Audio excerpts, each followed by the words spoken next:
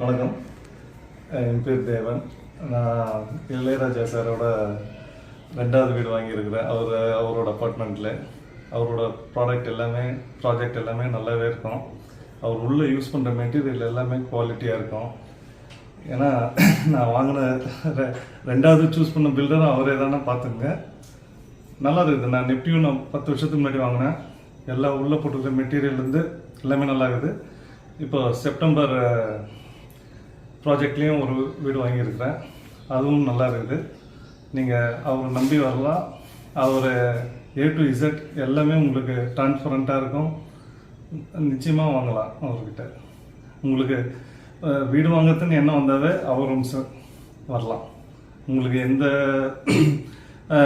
பாடானாவே தெரியாது. எல்லாமே A to Z எல்லாமே டிரான்ஸ்பரண்ட்டாக பார்த்துருவாரு. தேங்க்யூ.